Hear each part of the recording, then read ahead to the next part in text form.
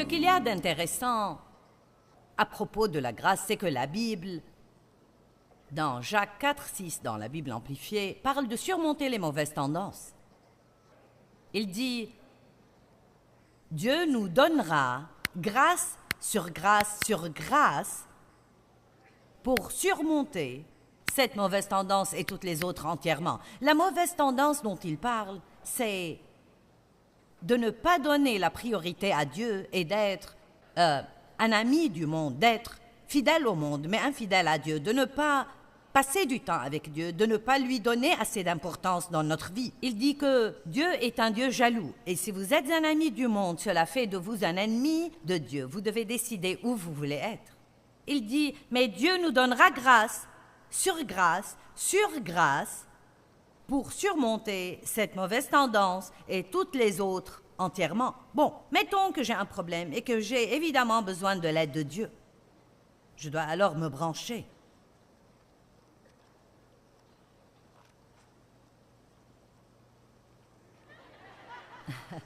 Mettons que j'ai un grand problème et je n'ai pas besoin de juste un peu de grâce. J'ai besoin de grâce sur grâce. Vous voyez, il n'y a pas de récession au ciel. Si vous avez besoin de grâce, vous l'aurez. Vous pouvez avoir un peu de grâce ou avoir un peu plus de grâce, ou vous pouvez avoir grâce sur grâce. Vous voyez, c'est pourquoi Dieu a donné aux Israélites la manne quand ils étaient dans le désert selon le besoin de chaque famille. Et la Bible dit que certains ont reçu plus et les autres ont reçu moins, selon le nombre de personnes et la quantité dont ils avaient besoin. Donc, il se peut que vous ayez un problème plus grand que celui de toutes les personnes que vous connaissez, mais cela ne fait vraiment pas de différence, car Dieu est le grand égalisateur. S'ils n'ont pas un grand problème, alors ils auront un peu de grâce. Si vous avez un grand problème, vous aurez tout un tas de grâce. Et ce que vous ferez ne sera donc pas plus difficile pour vous que ce qu'ils feront, bien que votre problème soit plus grand que le leur, car vous recevrez plus de grâce qu'eux.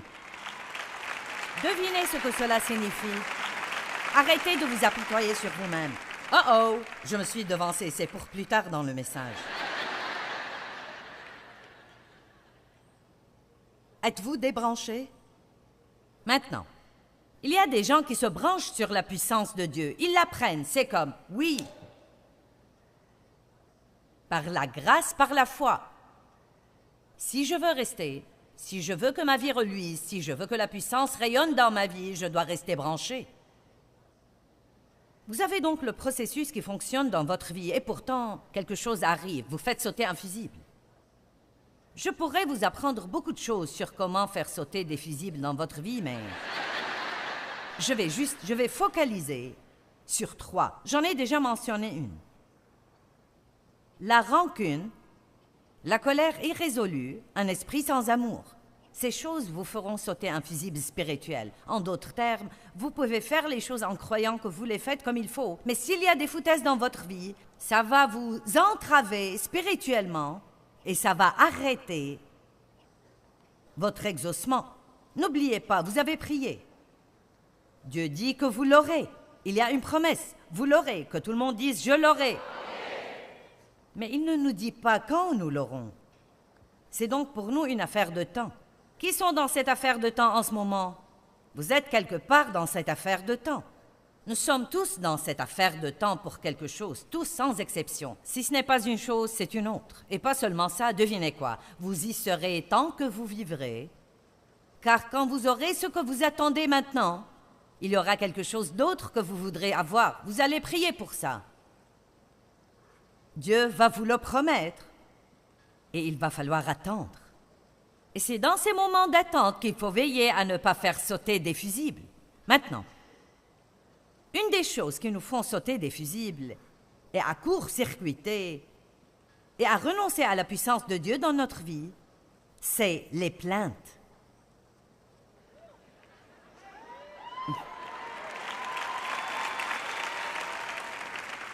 Car si vous comprenez vraiment la nature de la grâce toujours provoque une attitude de gratitude.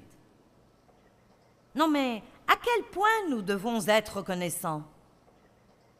pas une seule personne régénérée ne devrait jamais se plaindre de quoi que ce soit, car vous êtes quelqu'un qui n'ira pas en enfer.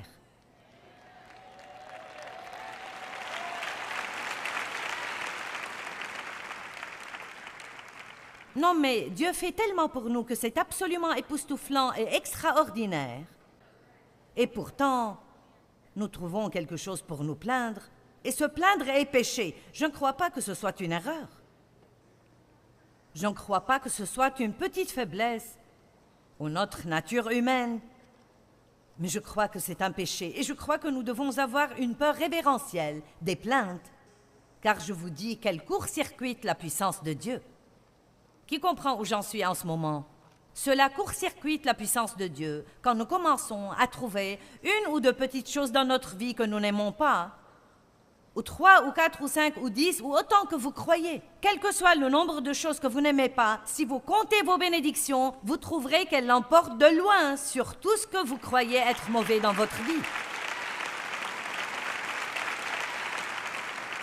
Amen. Les gens viennent à une réunion comme celle-ci et nous recevons des lettres, des gens qui se plaignent de l'éclairage. Eh bien, vous voulez me voir à la télé? En ce cas, ce ne sera pas très bon si vous regardez mon programme télé de me voir assise dans le noir. Des gens se plaignent. Vous savez, non, mais pas tout le monde, mais certains. Et croyez-moi, c'est vraiment, vraiment lassant. Non, mais laissez-moi tranquille. Dites-moi ce que vous avez aimé. La musique était trop forte. Eh bien, les jeunes aiment beaucoup la musique forte. Et vous savez, ce qu'il y a, c'est que les gens qui n'aiment pas la musique forte ont été sauvés il y a 40 ans et ils ne font rien de toute façon. Nous avons donc décidé de nous occuper des jeunes.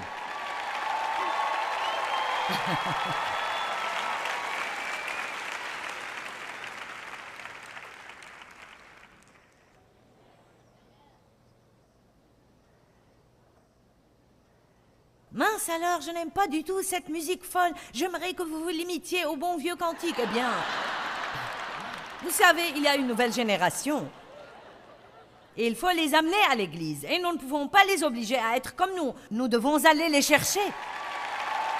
Et ils aiment des choses que nous n'aimons pas. Amen. Croyez-moi, la machine à fumer me tape sur les nerfs. Je n'ai jamais pu digérer la machine à fumer. Mais on me dit que nous en avons besoin pour l'atmosphère. Je leur dis, elle ne crée pas une atmosphère, elle m'empêche de voir. Mais les jeunes aiment ça. Je ne sais pas pourquoi, mais nous l'avons cherché pour vous. Ce n'est pas pour moi, c'est pour vous. Et vous savez, si nous arrivons à nous oublier pendant un petit moment et que nous commençons à penser aux besoins des autres, nous saurons qu'il faudra faire donc quelques trucs et nous causer un petit malaise pour que les autres soient à l'aise. Ouh, j'ai pensé à lancer ça. Mais ce n'est pas tout le monde. C'est les gens qui ont fait sauter un fusible. Ils ont absolument fait sauter un fusible. Ne vous plaignez pas. Ne recevez pas la grâce de Dieu pour vous plaindre. J'ai reçu la grâce de Dieu pour être dans ce ministère. Maintenant, combien ce serait stupide si je m'en plaignais? Et j'ai fait ça des fois et Dieu a dû me corriger. Je me suis surprise à me plaindre, car où que j'aille, les gens me reconnaissent.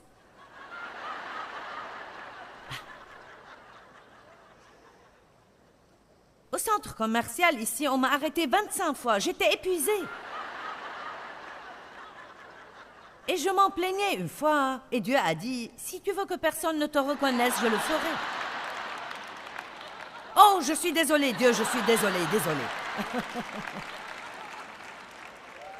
J'ai reçu la grâce pour faire quelque chose, puis je me suis surprise à me plaindre. J'ai supplié Dieu de me laisser prêcher l'Évangile dans le monde entier, puis je me suis surprise à me plaindre car j'étais dans les hôtels tout le temps. Oh oui, bien des fois, la chose même que nous demandons à Dieu, c'est la chose dont nous finissons par nous plaindre. Les gens croient qu'ils sont au paradis quand ils trouvent un emploi au ministère de Joyce Meyer. Non, mais cela vient avec la chair de poule et tout le reste. Puis ils découvrent qu'ils ne vont probablement jamais me voir. car je me déplace tout le temps. Puis ils découvrent qu'ils doivent travailler comme tous les autres et que nous avons un standard élevé et que nous exigeons l'excellence. Et peu de temps après, le travail même qu'ils ont cru que Dieu a fait un miracle exceptionnel quand ils l'ont trouvé, s'ils ne comprennent pas ce dont je parle, ils peuvent commencer à s'en plaindre. Certains ont perdu leur emploi dont ils se sont plaints et maintenant ils aimeraient le récupérer.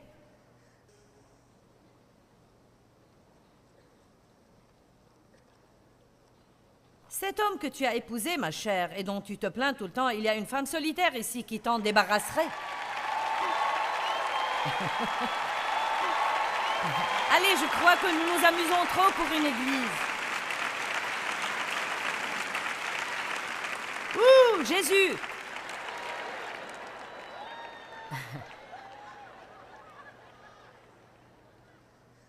Allons à Philippiens 2, 14.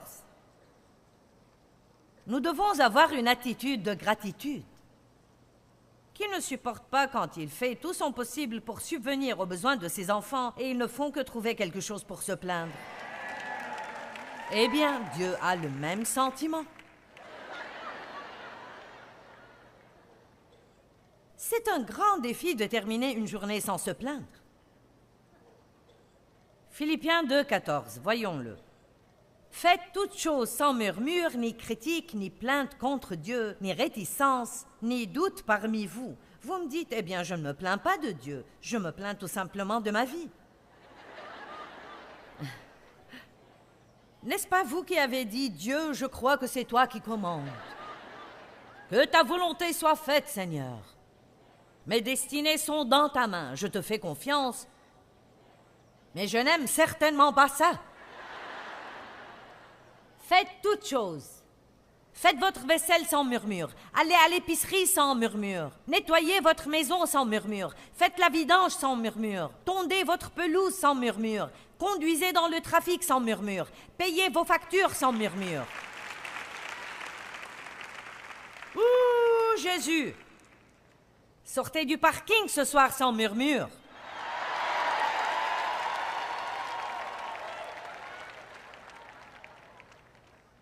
Si je vous apprends ce soir à vous brancher sur la puissance de Dieu et que vous vous sentez puissant, le Seigneur soit béni, je peux faire tout ce que je dois faire, je vais vivre avec assurance.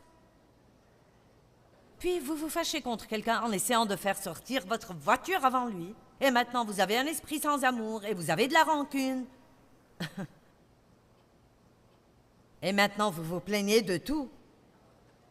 Assistez de nouveau à la réunion, vous ne l'avez pas comprise la première fois. Je ne suis pas ici pour vous divertir, je veux changer vos vies. Amen. Paul était toujours reconnaissant pour la grâce de Dieu dans sa vie. La grâce est une chose merveilleuse.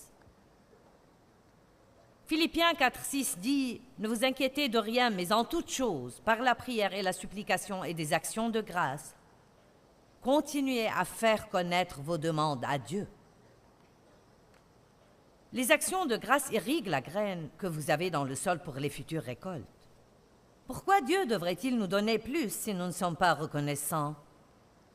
Comment augmenter votre puissance? Soyez reconnaissants. Daniel chapitre 6 dit que Daniel, 3 fois par jour, se mettait à genoux et rendait grâce à Dieu. 3 fois par jour.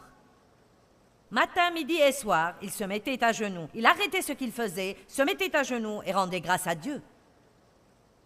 Vous devez régler un réveil, régler l'alarme sur votre téléphone, et quand ça sonne, arrêtez tout, mettez-vous à genoux et rendez grâce à Dieu.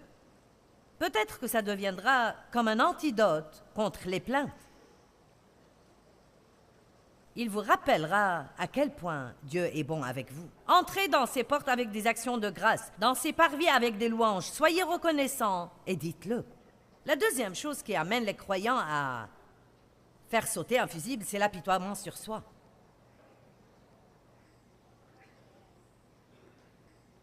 Certains reçoivent la grâce de Dieu pour les aider Mais ils continuent à s'apitoyer sur eux-mêmes. Pauvre de moi, j'ai perdu tant d'années à m'apitoyer sur moi-même. Et Dieu a finalement dit, tu peux être soit pitoyable, soit puissante, mais tu ne peux pas être les deux à la fois. Donc, si vous voulez que la puissance de Dieu opère dans votre vie, avant de partir d'ici, faites un accord avec Dieu comme quoi vous allez abandonner tout apitoiement sur soi. Joyce, tu ne sais pas ce qui s'est passé dans ma vie. Je ne sais pas ce qui s'est passé dans la mienne et ce qui se passe en ce moment. Croyez-vous que chaque fois que je vous souris, que tout va très bien dans ma vie? Croyez-vous que le diable ne nous harcèle pas et ne nous exaspère pas? Bien sûr que oui. Je dois mettre en pratique dans ma vie la même chose que je vous dis de mettre en pratique dans la vôtre. Je dois rester reconnaissante. Je fais confiance à Dieu et je ne peux pas être pitoyable et puissante. Vous n'avez pas... Votre vie n'est pas pire que celle de tous les autres. Il y a quelqu'un ici qui a un problème plus grave que le vôtre, quelqu'un qui a souffert plus que vous, quelqu'un qui a été maltraité plus que vous. Oh oui! Tout le monde a des choses qui lui arrivent. Ayez la puissance de Dieu pour vous aider à surmonter votre situation, mais ne soyez pas pitoyable, car c'est de l'idolâtrie. Vous dites, je n'adore pas une idole. Quand vous êtes rempli d'apitoiement sur vous-même, tout devient axé sur votre moi. Et moi alors, et moi alors. Vous ne voyez aucune des bénédictions de Dieu, mais tout ce qui ne va pas dans votre vie. Vous devez faire très attention à ce genre de truc, car Satan essaye de nous entraîner là-dedans. Je me suis apitoyée sur moi-même pendant des années parce que mon père avait abusé sexuellement de moi. Vous regardez ce soir une femme qui, dans son enfance, entre l'âge de 13 à 18 ans, a été violée au moins 200 fois par son père. Ne me dites pas que c'est insurmontable. Si quelqu'un est en Christ, il est une nouvelle créature. Les vieilles choses sont passées et toutes choses sont devenues nouvelles. J'ai dû échanger mon apitoiement et Dieu a dit, je te donnerai la puissance. Vous voulez la puissance ou la pitié? Renouvelez votre pensée.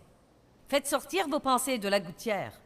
Pensez à ce qui peut arriver dans votre vie et non à ce qui s'est passé dans votre vie. Si nous étions censés regarder en arrière, nous aurions eu des yeux à l'arrière de nos têtes, mais nous ne les avons pas. Tout droit. Amen. Nous avons 2 oreilles et une bouche, alors nous devons écouter plus que parler. Ouh, nous nous amusons tellement.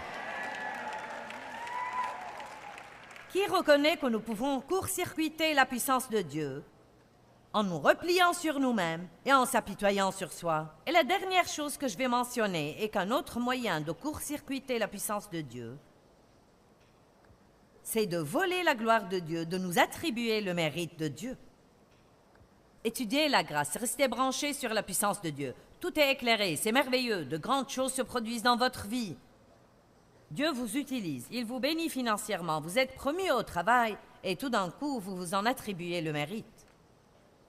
Vous allez faire sauter un fusible en faisant ça. Allez à Daniel 4. Veillez à attribuer à Dieu tout le mérite. Il faut encore voir ce que Dieu peut faire par un homme ou une femme qui lui donne toute la gloire. Nous ne l'avons pas encore vu. Malheureusement, bien trop de gens, Dieu les utilise puissamment. Ensuite, qu'est-ce qui leur arrive? Ils commencent à croire que c'est eux. Ils commencent à croire qu'ils peuvent traiter les gens comme ils veulent les traiter. Ils commencent à croire qu'ils peuvent faire ce qu'ils veulent faire. Et ils font sauter un fusible. Daniel 4.1, Nebuchadnezzar, le roi, à tous les peuples, aux nations, aux hommes de toute langue qui habitent sur terre, que votre paix soit multipliée. Il m'a semblé bon de faire connaître les signes et les prodiges que le Dieu très haut a opérés à mon égard. Remarquez que Dieu se voit attribuer le mérite. Que ses signes sont grands, que ses prodiges sont puissants. Son royaume est un royaume éternel et sa domination est de génération en génération. Moi, Nebuchadnezzar, j'étais en paix dans ma maison et florissant dans mon palais. J'adore ça. Fixez les yeux sur Dieu, c'est lui qui fait ça. Les bonnes choses que vous voyez se produire dans ma vie, c'est de Dieu. Ce sont ses miracles, ce sont ses signes, ce sont ses prodiges. Fixez les yeux sur Dieu. Et tant qu'il était comme ça, il était en paix et il continuait à prospérer. Je ne sais pas ce qui est arrivé, mais 30 versets après,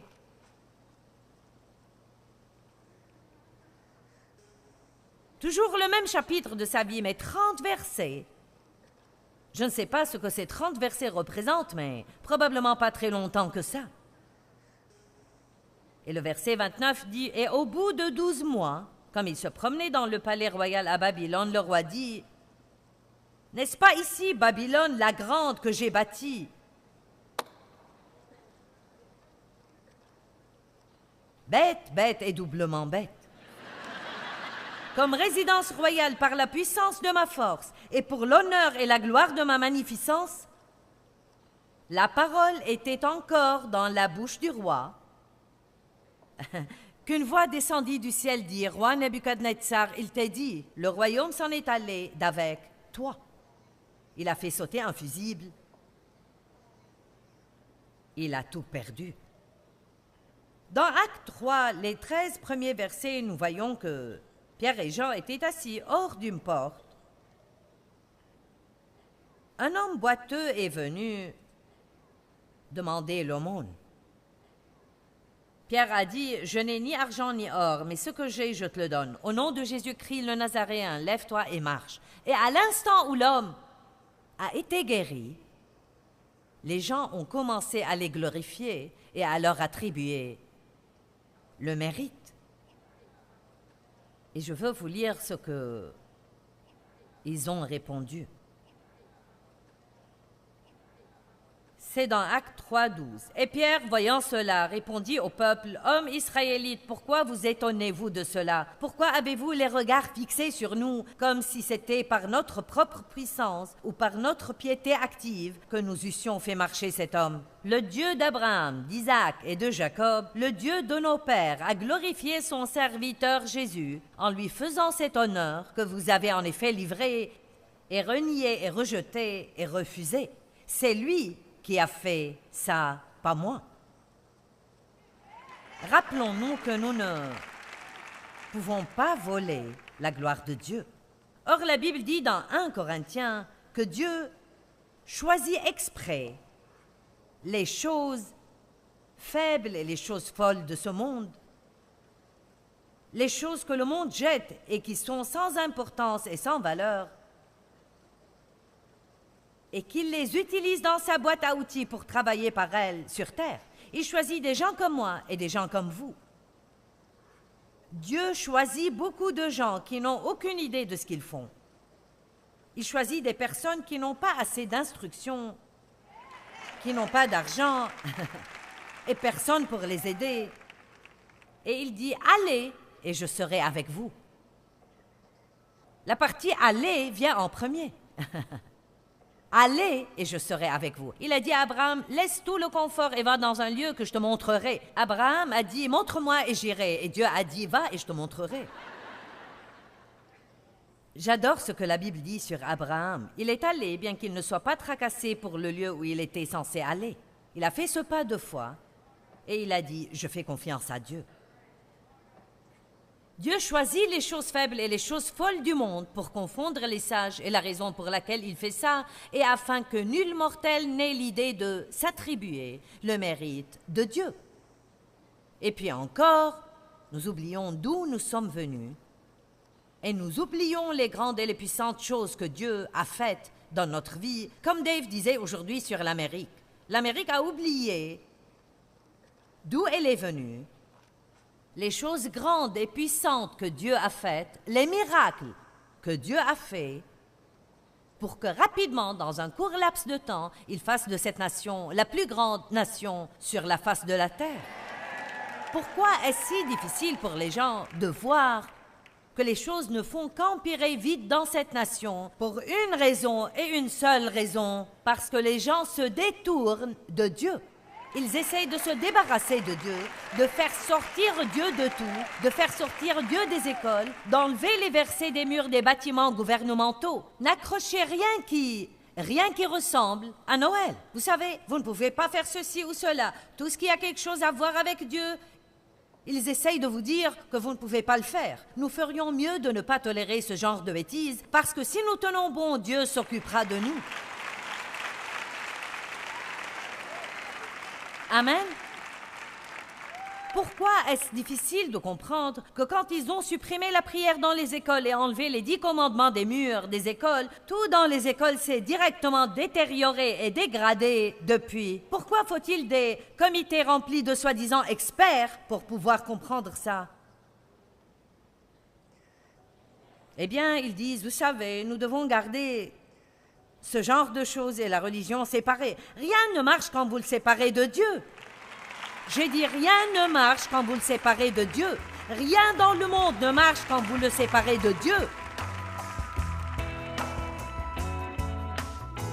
Une personne sûre d'elle-même sait qu'elle a besoin de rester branchée sur Dieu parce qu'elle sait qu'elle n'est rien sans lui.